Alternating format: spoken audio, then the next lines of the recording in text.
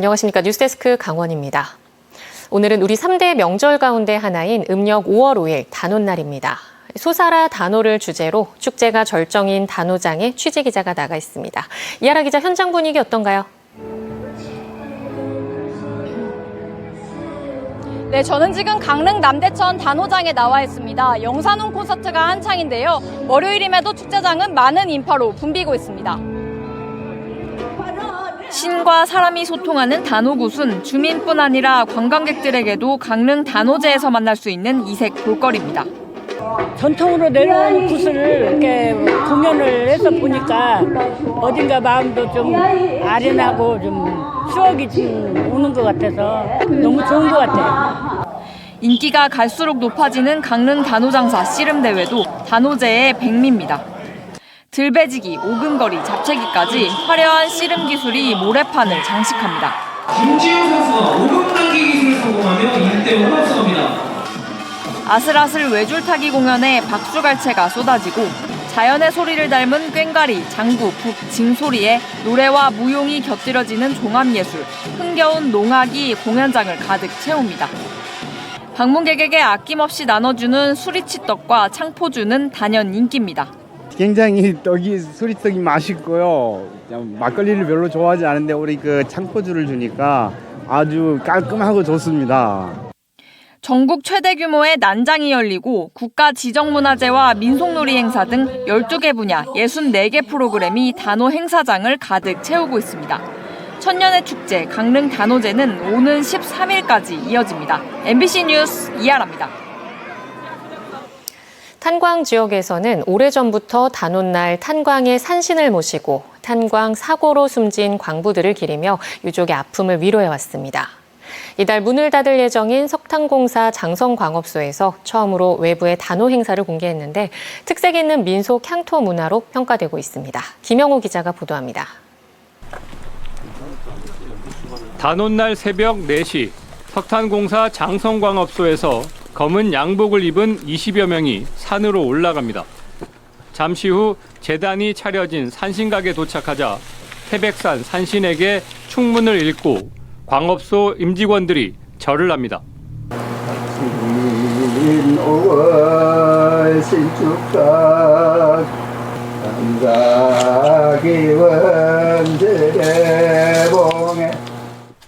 80여 년 전 장성광업소가 문을 열면서부터 매년 단오날 해오던 행사인데 이번 달 폐광을 앞두고 마지막 산신제를 봉행하게 됐습니다. 회사 창립 이래 지속적으로 사고가 있었기 때문에 지하에서 작업하는 그런 아주 위험이 많은 그런 작업장이다 보니까 매년 단오제 때 산신께 저희들을 무사한 일을 기원하는 그런 의미가 있겠습니다. 날이 밝아오자 탄광 사고로 숨진 근로자들을 기리는 위령제가 이어집니다. 희생자들의 이름이 모두 불려지고 탄광의 동료들과 유족들이 위패 앞에 헌화하며 절을 합니다. 석탄공사 장성광업소는 창립 시점부터 장명사라는 절을 지어 탄광 사고 희생자들을 기려왔는데 현재까지 이곳에 모셔진 위패만 1014위입니다. 위령제는 석탄공사가 주관하고 유족과 사찰 신도들이 봉사로 지내왔지만 폐광을 앞두고 위령제의 앞날은 불투명합니다. 80년이 되었다는 것은 이건 대단한 역사요 또 하나의 문화로서 우리 지역에 자리 잡은 겁니다. 그 문화를 더 잘 개선하고 단오 위령제는 광업소마다 지내오다 폐광으로 명맥이 끊어지고 있는 상황입니다. 전문가들은 단오 문화권에서 독특하게 자리 잡은 탄광 지역 행사를 연구하고 발전시킬 필요가 있다고 말합니다. 돌아가신 분들, 그다음에 현재 살아계신 분들이 함께 어울러서 나름대로 축제를 하는 그러한 전통을 바로 이 탄광 위령제로 계승되었다라고 볼 수 있습니다.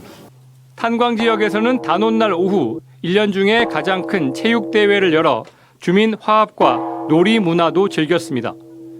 이제 곧 문을 닫을 태백 지역 탄광이 간직하고 있는 전통 문화의 과거와 현재를 다시 되돌아봐야 할 시점입니다. MBC 뉴스 김영호입니다.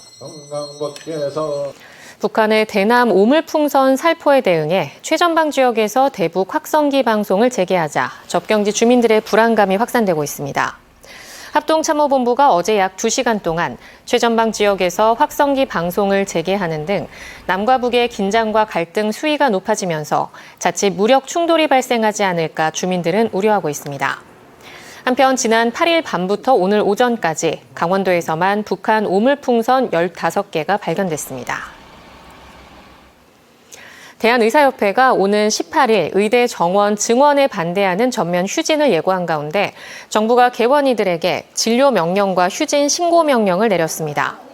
이를 위반한 의료기관은 업무정지 15일 또는 개설 허가 취소, 의료기관 폐쇄 명령 등의 행정처분을 받을 수 있습니다. 대한의사협회는 파업 찬반 투표를 통해 오는 18일 전면 휴진을 결의했고 강원도는 도내 대학병원과 병의원의 휴진 동향을 파악하고 있습니다.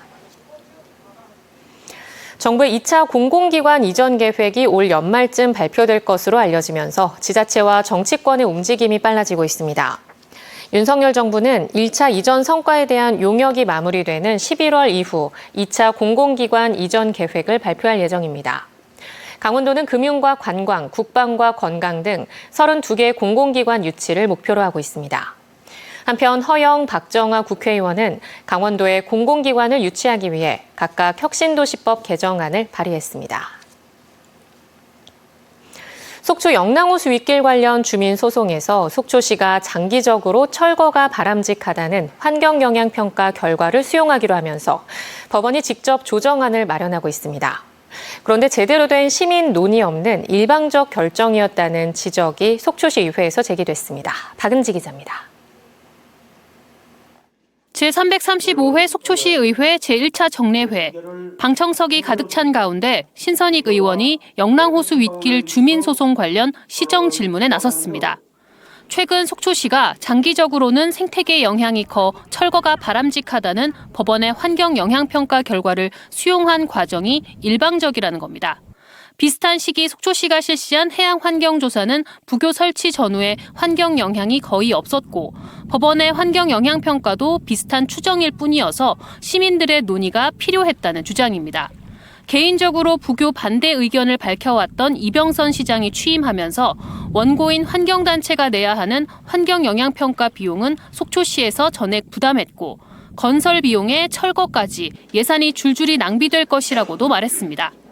철거가 된다면 시민 재산 26억 원이 날아가고 동시에 철거 비용도 건설 비용 상당히 소요된다고 하므로 또 26억 원이 날아가고 소송 비용도 억대 예산이 소요된다는 추계가 나옵니다.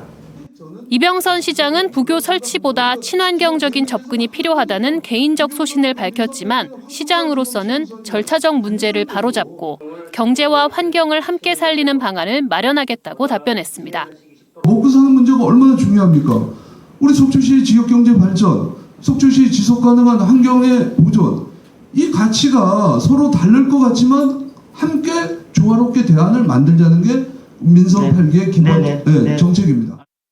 속초시는 소송 진행 과정에 대해 소통이 부족했다는 지적에 대해서 사과하고 부교 외에 영랑호 맨발 황토길 조성 사업 등 북부권 관광 활성화를 위한 다양한 사업을 추진 중이라고 덧붙였습니다. 한편 영랑호 일대 상인들과 더불어민주당 시의원 협의회가 부교 철거 반대 목소리를 내고 있는 가운데 환경단체는 함께 토론회를 열어 속초시의 지속가능한 발전 방안을 논의하자고 제안했습니다. MBC 뉴스 박은지입니다. 제17회 강원도 장애인 생활체육대회가 오늘 양양에서 시작됐습니다. 이번 대회에는 보치아와 좌식 배구 등 모두 24개 종목에 2천여 명의 선수단이 참가해 오는 12일까지 사흘간 열띤 경쟁을 펼칩니다. 또 게이트볼과 파크골프 등의 장애인과 비장애인 어울림 종목도 열리며 체력 측정과 VR 스포츠 등 다양한 체험 부스도 마련됩니다. 강릉 급발진 의심사고에 대한 감정과 관련해 차량 제조 회사인 KG 모빌리티가 사실과 다른 부분이 있다는 입장을 밝혔습니다.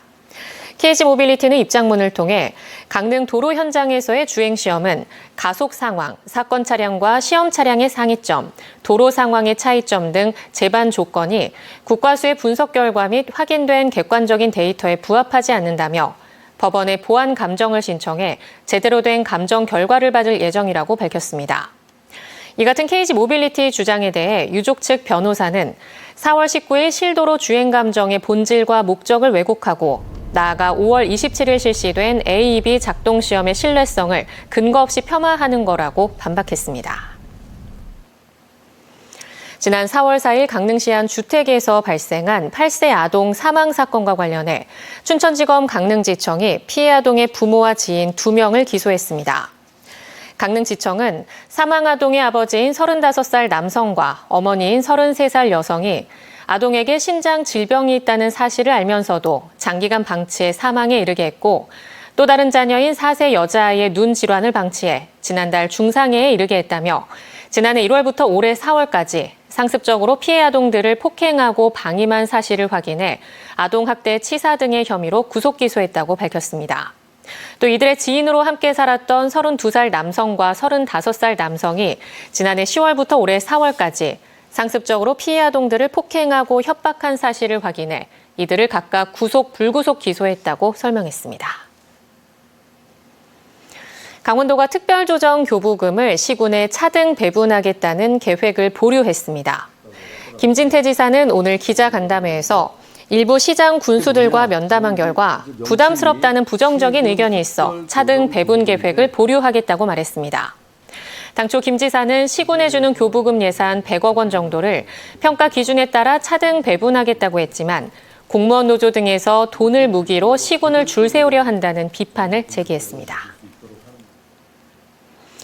강릉원주대학교가 오늘 글로컬 대학 사업 공개 설명회를 개최한 가운데 총동창회가 이번 행사에 시민단체를 배제하고 학교 구성원만 초청했다며 이의를 제기했습니다. 총동창회는 오는 14일로 예정된 글로컬 대학 30 최종 실행계획서 제출을 앞두고 대학이 지역사회와 소통하겠다는 취지의 설명회를 주최하면서 유관기관에 공식 초청장을 보내지 않았다며 행사 시작 전 항의한 후 퇴장했다고 밝혔습니다. 이와 관련해 강릉원주대학교는 지역사회 구성원 모두를 대상으로 개최한 공청회로 시민 누구나 자유롭게 참여할 수 있게 행사장 문을 열었다고 해명했습니다. 고성과 철원, 평창군이 전국에서 낙후 정도가 가장 높은 1등급 지역으로 분류됐습니다. 한국지방행정연구원이 발표한 낙후도 분석 자료를 보면 1급에서 5급으로 분류한 낙후도 지수에서 도내 대부분 지역이 1에서 3등급에 집중됐고 춘천과 원주만 4등급을 기록했습니다.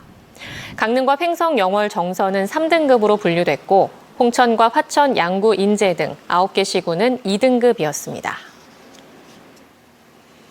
최근 5년간 강원 지역의 물가 상승률은 14.6%로 전국에서 가장 높은 것으로 나타났습니다. 동북지방통계청이 발표한 2018년부터 2023년까지 최근 5년 동안의 물가 상승률을 보면 전국 평균은 12.6% 올랐고 강원은 14.6% 상승해 충북과 전남 13.4%, 인천 13.1%보다도 월등히 높았습니다. 소비자들이 체감하는 생활물가 지수는 14.6% 올랐고 전기, 가스, 수도 등 공공요금은 22.2% 올라 물가 오름세를 견인했습니다. 올해 하반기부터 몸에 착용할 수 있는 로봇인 산불 진화 웨어러블 로봇이 산불 진화에 투입됩니다. 산림청은 조달청에서 실시한 2024년 혁신 제품 시범 사용 제품으로 산불 진화 웨어러블 로봇이 선정됨에 따라 총 7억 9천만 원에 달하는 웨어러블 로봇 206대를 지원받아 현장에서 실제 검증에 나섭니다.